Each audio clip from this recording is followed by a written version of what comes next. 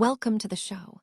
We start with the seismic shift happening in the NBA as Victor Wembanyama's rise leaves the Golden State Warriors facing a brutal reality. We look at how this extraordinary Game 1 performance in the Western Conference Finals has put the Warriors in a tough spot, forcing us to ask how they can possibly build a contender over the next few years when facing dominant forces like Gilgeous-Alexander and the Oklahoma City Thunder. This is a massive question about the future of the franchise.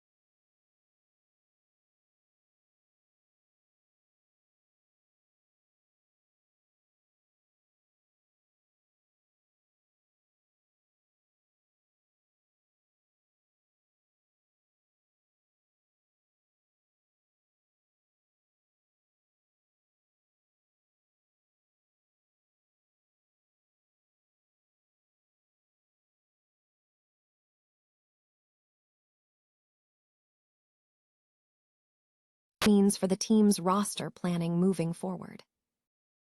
Finally, we conclude by looking at the larger implications for the Warriors' immediate future.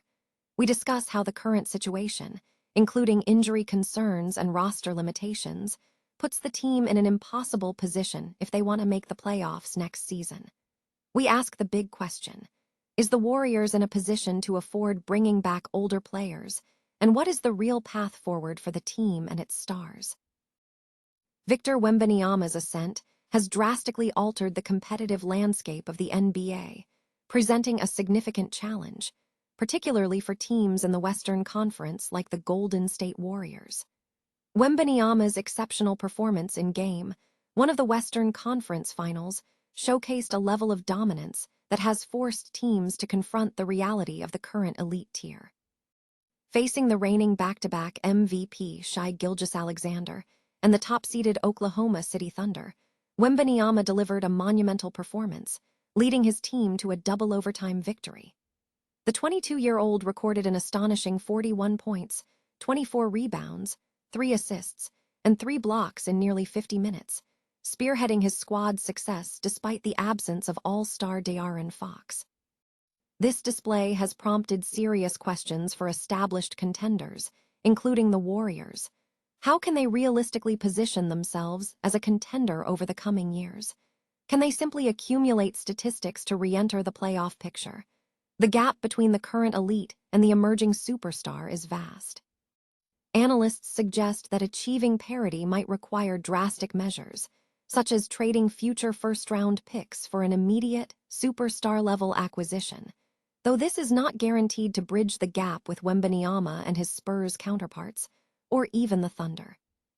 The emergence of Wembanyama and the Spurs' dominance may also be prompting more conservative strategies from aging, veteran teams like the Warriors.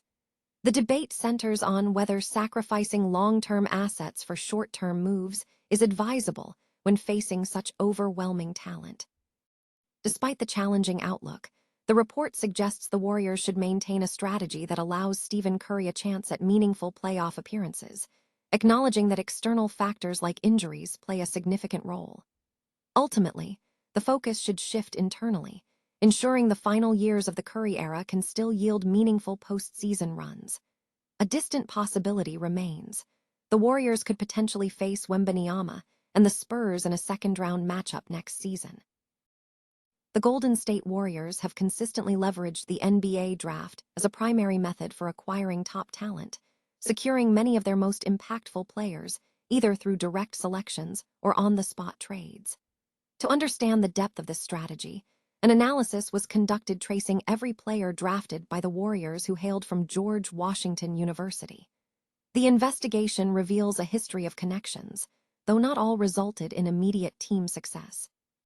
Specifically, the Warriors have drafted 3 players from George Washington over several draft years.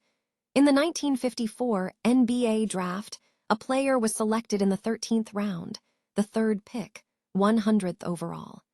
This individual had spent 3 seasons at George Washington, but did not make the Warriors roster. A subsequent draft, the 1955 NBA draft, saw a player selected in the second round, the third pick, 11th overall, who also had 3 seasons at the university, but ultimately did not play for the Warriors. Finally, in the 1959 NBA draft, the Warriors selected a player in the 5th round, the third pick, 35th overall. This player had 4 seasons at George Washington, but also did not make the team. All statistical data and information are sourced from Basketball Reference. The Golden State Warriors have built a successful roster through various means, but the NBA draft has proven to be one of the most effective avenues for acquiring their top talent. The team has secured many of its marquee players either through direct draft selections or trades executed on the same night. Beyond the high-profile picks, the Warriors have also integrated notable players from diverse collegiate backgrounds, spanning from smaller colleges to established programs, who have significantly contributed to the team's history. This report examines the specific players who have been drafted by the Warriors who hail from George Washington University. Analysis of the historical draft data reveals several instances where players from George Washington were selected by the Warriors. In the 1954 NBA draft, a player was selected in the 13th round, specifically the third pick, with 100th overall. This individual attended George Washington for 3 seasons but did not make the Warriors roster. Further examination of the draft history shows another instance from the 1955 NBA draft. Here, a player was selected in the 2nd round, the third pick, ranking 11th overall.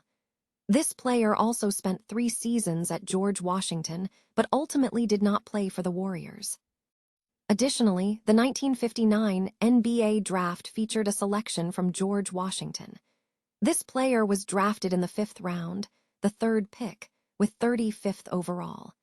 This individual was a George Washington alumnus, having attended the university for 4 seasons, though they also did not make the Warriors team. All statistics and data presented in this report are sourced from Basketball Reference. This compilation highlights the historical connection between George Washington University and the Golden State Warriors through the NBA draft process. The future of Golden State Warriors sharpshooter Seth Curry appears to be significantly diminished, with mounting roster constraints and performance concerns pushing him toward an uncertain future. The veteran player finds himself in a precarious situation following recent team dynamics and injury setbacks. Steve Kerr's stated desire for younger talent and increased roster flexibility has not materialized in a way that benefits Curry's pursuit of a new contract. Furthermore, Warriors insider Tim Kawakami has publicly indicated that there is little prospect of the 35-year-old returning for a second season.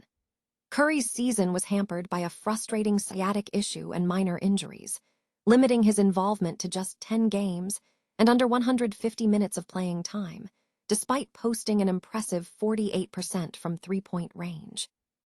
This limited availability placed immense pressure on the team's final roster construction, necessitating the utilization of two-way contracted players like L.J. Cryer, Nate Williams, and Malevi Leons, alongside short-term contracts for Omer Uitsevin and Charles Bassey.